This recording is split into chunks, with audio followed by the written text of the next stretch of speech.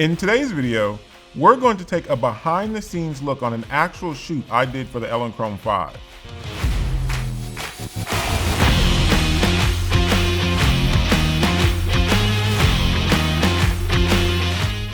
So this is a fashion shoot in which I have a model acting as if she's landed on an NYC rooftop for her fashion shoot.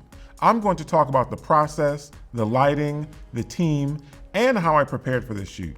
First, let's start with the brief. The brief from the client lets me know all the talking points I need to illustrate about the Elinchrom 5. This light is a full-featured 522 watt-second monolight that charges the battery while also separately powering the modeling light, so you're not pulling power away from the battery when the unit is plugged in. The brief also stated that they wanted a feel of adventure as well, and I thought a parachute would take this idea to the next level. Now let's talk about the creative. I have always been a photographer who loves to look for inspiration, whether it's movies, images, conversations, books, whatever.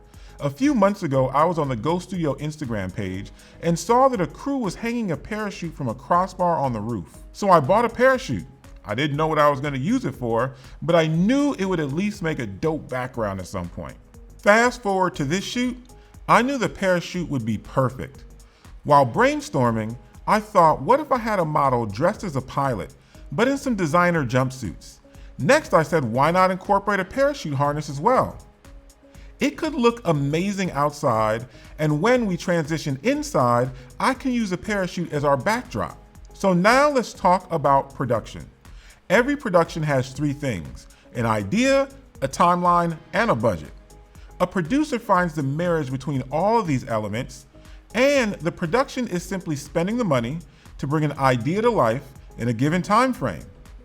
For this shoot, the key ingredients were location, crew, wardrobe, and props. For the location, I wanted a rooftop that faces west to east. If I was going to have to compete with the sun, I wanted it to be at our model's back, but I wanted to make sure the wind was coming from the opposite direction so it didn't blow the parachute into our model. In Manhattan on the west side, you always get wind going from west to east. This direction also kept the sun at our model's back during the hours we were shooting outside. I also wanted a location that was going to provide excellent available light all day, so I wouldn't need to worry about a video lighting package and an additional crew. I also chose Go Studios because they have a full equipment room. For this shoot, I'm using a lot of equipment to supplement the lights. They have everything from light stands to over 300 pounds of sandbags we were using to help keep things locked down outside, a 14-foot crossbar, Inovativ cart, and the real effects fans needed to fill the parachute. Lastly, I chose this location because it gave our camera operators this overhead view, since we weren't allowed to fly drones in New York, especially when the UN was in full session for the first time in years with the president in town. But indoors, it wasn't an issue with their high ceilings. For this shoot, I wanted to work with my friend Heather that I've worked with before. Communication was tough because we would be working around loud fans going full blast all day. Working together previously, we could communicate without needing to talk. Instead, we could use gestures and have an overall understanding of each other's timing. Heather has a dance background and is very athletic, so I knew she wouldn't tire having to fight against the wind blowing in the parachute for half the day. Next, we have wardrobe and styling. I didn't leave this up to chance and wanted to go into this knowing exactly what the wardrobe would be and how it would look. I wanted all of the wardrobe tested with the harness ahead of time to make sure that visually the clothing still looked good with the parachute and harness. This was time I didn't want to waste when I had a crew of 9 on set. So I did a fitting ahead of the shoot to make sure we knew exactly what our options were. And it gave the model a chance to feel comfortable with each look in the harness as well. Also, to justify the expense of the fitting, you can usually get an hourly rate versus a day rate for the fitting, and you only need the model and the wardrobe. It is much less expensive than taking an hour to do a fitting on set and paying for the location and everyone else's time. For hair and makeup, I worked with my good friend Leola. Her makeup is flawless, and she's an expert at styling hair as well. We decided to go with braids. It gave us the feeling of a helmet, And since we would be working with so much wind and ropes, we wanted a style that wasn't going to need constant maintenance or result in missed shots. Now let's talk about the crew. I had my 2 videographers, Alex and Jeff, and 2 assistants, Chloe and Auden. With 2 videographers, they are both able to check shots off the list at the same time so that we don't have to tire art our model with pickup shots. I also have 2 assistants on this shoot so I could focus on shooting and simply direct them to how to set up the lighting. They were also key in keeping the set safe as well. So my favorite part about this shoot was the ability to work with so many different lighting styles. I decided to go with 2 lights outdoors. At times, I was balancing my light with the sun, backlighting our model. At other times, I would go for a soft balance light, just adding a touch of light when things became a little bit more overcast. And I also did this same look by adding in the backlight to give the parachute a little bit more pop at times.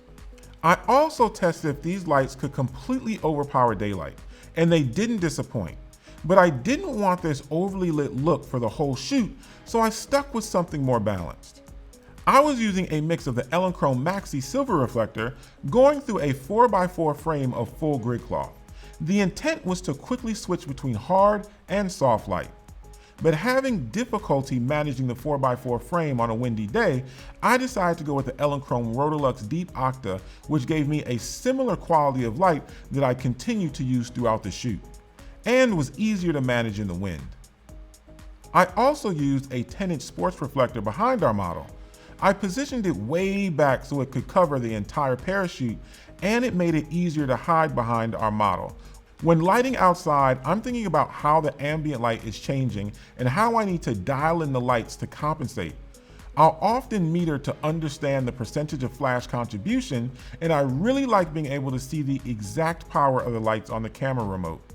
It was also a huge plus having the Elinchrom camera app, which allowed me to name my lights and for my assistant to control the power as well. So outside, I was really happy with the range of looks I was able to achieve.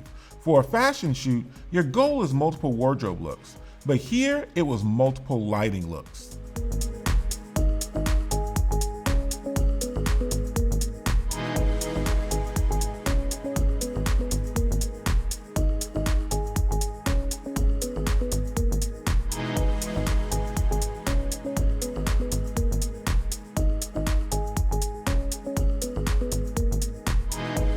Now let's move to the shoot inside.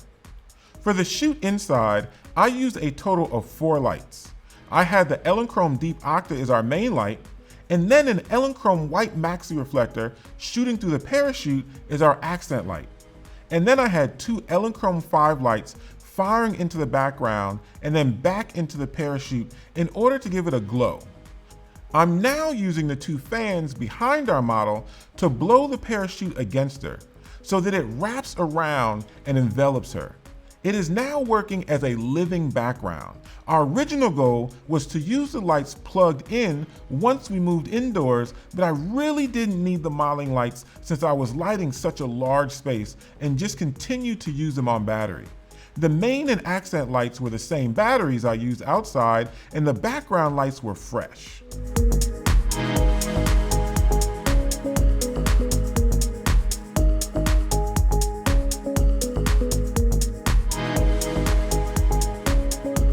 Throughout my career, I've used and continue to use every major brand of strobe out there, so I really love to test drive new lights.